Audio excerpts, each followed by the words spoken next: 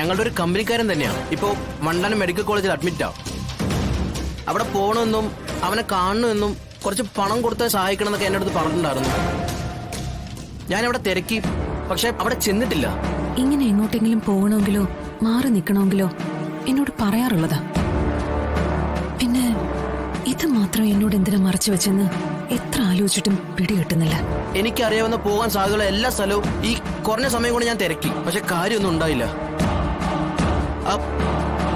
സത്യമ്മയുടെ റിലേഷനിൽപ്പെട്ട ആരുടെങ്കിലും വീട്ടിൽ പോകാനുള്ള സാധ്യതയുണ്ടോ? അല്ല, അതും നമ്മൾ നോക്കണമല്ലോ. അങ്ങനെയാണെങ്കിൽ തന്നെ എന്തിനാ പറയാതെ പോന്ന്? പറഞ്ഞിട്ട് പോവാലോ. ഈ ഒരു ഒളിച്ചുകളി നടത്തുന്നത് എന്തിനാ? ഇന്ന് വരെ ഇതുപോലെ വിഷ്ണുവേട്ടന്റെ ഭാഗത്തൊന്നും ഉണ്ടായിട്ടില്ല. അതെ, ഇന്നലെ വല്ല വഴക്ക് വല്ലതും ഉണ്ടായോ? ആശന് സങ്കടം ഉണ്ടാകുന്ന വല്ല സംഭവം?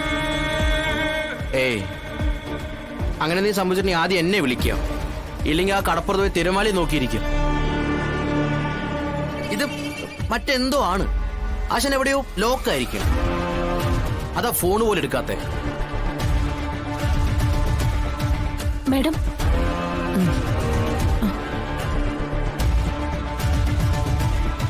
മാഡം അന്വേഷിക്കണമെന്ന് പറഞ്ഞ ആ അഡ്രസ് കിട്ടിയിട്ടുണ്ട്.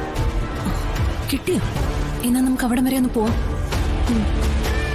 കമല, നീയും കൂടെ വാ. അല്ല, ഇതെങ്ങോട്ടാ? എന്റെ ഊഹം ശരിയാണെങ്കിൽ നിന്റെ ആശാൻ എവിടേക്കാ പോയെന്ന് ഇപ്പൊ അറിയാൻ പറ്റും. വാ.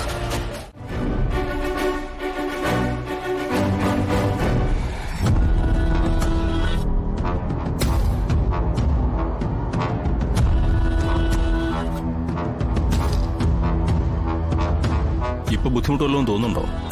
ഇപ്പൊ ഇല്ല, പക്ഷേ ഇനി ഡോക്ടർ പറയാൻ പോകുന്ന കാര്യങ്ങൾ കേട്ടാ ചിലപ്പോ ബുദ്ധിമുട്ട് വന്നേക്കാം. എനിക്കല്ല, എന്നെ ആശ്രയിച്ച് കഴിയുന്നവർക്ക്.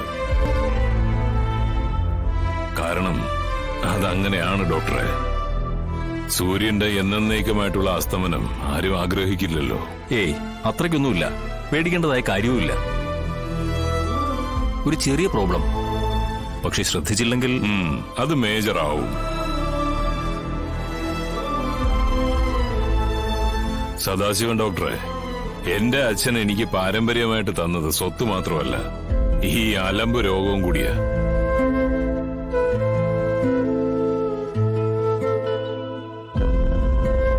അച്ഛൻ മരിച്ചതും ഹാർട്ട് പ്രോബ്ലം കൊണ്ട് തന്നെ.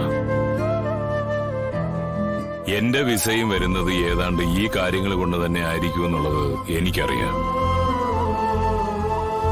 ഡോക്ടർ അതൊക്കെ വിശദീകരിച്ച് ഇവരെയൊക്കെ ഇനിയും പേടിപ്പിക്കാതിരുന്നാ മതി. എന്തായാലും ഞാൻ കുറച്ച് മെഡിസിൻ എഴുതാം.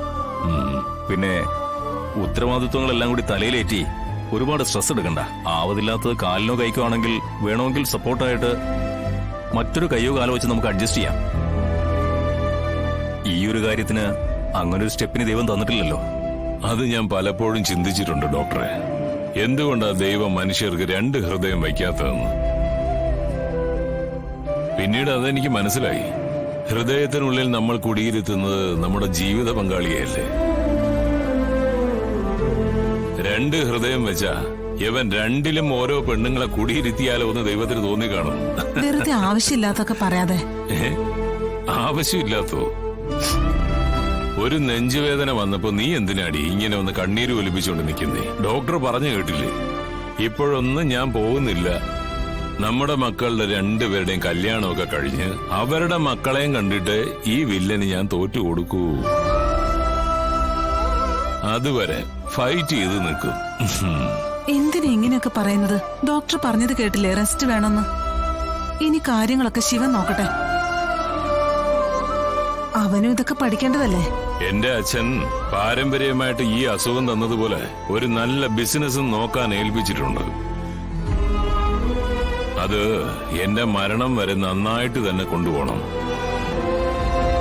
എടുത്തുചാട്ടക്കാരനായ ശിവന്റെ കയ്യില് തൽക്കാലം അത് ഭദ്രമല്ല.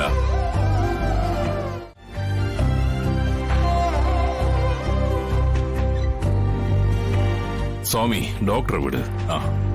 ഇതാ, ഇന്നു മുതൽ കഴിച്ചു തുടങ്ങട്ടെ. എന്തെങ്കിലും ശാരീരിക ബുദ്ധിമുട്ട് തോന്നിയാൽ ഉടനെ ഹോസ്പിറ്റലിലേക്ക് കൊണ്ടുവരണം.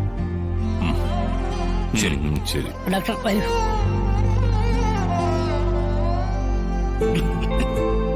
അതെ, ഇപ്പൊ എന്തെങ്കിലും ബുദ്ധിമുട്ട് തോന്നുന്നുണ്ടോ? എന്റെ നിർമ്മലെ, നീ ഇടയ്ക്ക് ഇങ്ങനെ ചോദിച്ച് ബുദ്ധിമുട്ടുണ്ടാക്കാതിരുന്നാ മതി.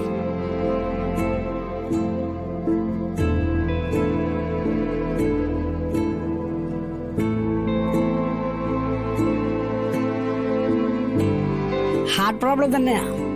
മഹേന്ദ്ര സാറിന്റെ അച്ഛനും ഹാർട്ട് കംപ്ലൈന്റ് ആയിരുന്നല്ലോ. എല്ലാവരോടും തമാശ പറഞ്ഞുറങ്ങാൻ കിടന്നതല്ലേ, പിന്നെ എഴുന്നേറ്റില്ലല്ലോ. അതൊന്നും ഇവന് ഓർമ്മ കാണില്ല സ്വാമി. അന്നിവൻ കുഞ്ഞല്ലേ. ചന്ദ്രയ്ക്കന്ന് 1 വയസ്സോ 1.5 വയസ്സോ കാണും. അങ്ങനെയാണെങ്കിൽ അച്ഛന്റെ ടോക്കൺ നമ്പർ വിളിച്ചു കഴിഞ്ഞിട്ട് പിന്നെ വിളിക്കുന്ന എന്നെ ആയിരിക്കില്ലേ? ആ, പാരമ്പര്യം എന്നല്ലേ പറഞ്ഞത്. അപ്പോ ഉറങ്ങാൻ കിടക്കുമ്പോ സൂക്ഷിക്കണം അല്ലേ ഡോക്ടറെ? അങ്ങനെ ഒരു പേടിയൊന്നും വേണ്ട. ജനിതഘടന ഒന്നായതുകൊണ്ട് ഇടയ്ക്ക് എപ്പോഴെങ്കിലും ഒക്കെ ഒന്ന് ചെക്കപ്പ് ചെയ്യുന്നത് നന്നായിരിക്കും. എന്നാ പിന്നെ വരട്ടെ.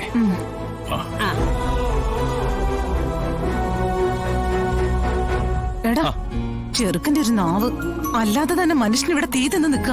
ഒരു കാര്യം ചെയ്യേ, അച്ഛനും മോനും കൂടെ എന്നെ അങ്ങ് കൊല്ല്.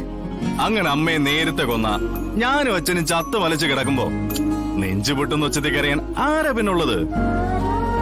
ആ, ചന്ദ്ര കരയില്ല. ആ, എനിക്കാണെങ്കിൽ പിന്നെ പെണ്ണും പിടക്കോഴിയൊന്നുമില്ല. അമ്മ തന്നെ കരയണം. അതിപ്പോ അച്ഛനായിരിക്കോ ഞാനായിരിക്കോ ആദ്യം പോകുന്നെന്ന് ദൈവം തമ്പുരാന് മാത്രമേ അറിയൂ. ആ, എനിക്കും എന്റെ നെഞ്ചിനകത്ത് ചിലപ്പോഴൊക്കെ പാരമ്പര്യസേറം മുഴങ്ങുന്ന പോലെ തോന്നുന്നുണ്ട്. എടാ, നിന്നെ ഞാൻ ശരിയാക്കും. ഞാനൊരു തമാശ പറഞ്ഞില്ലേ? അവന്റെ ഒരു തമാശ. ആ, ദാ വരുന്നു. കുരുത്തക്കേടൊന്നും പറയരുത് കേട്ടോ.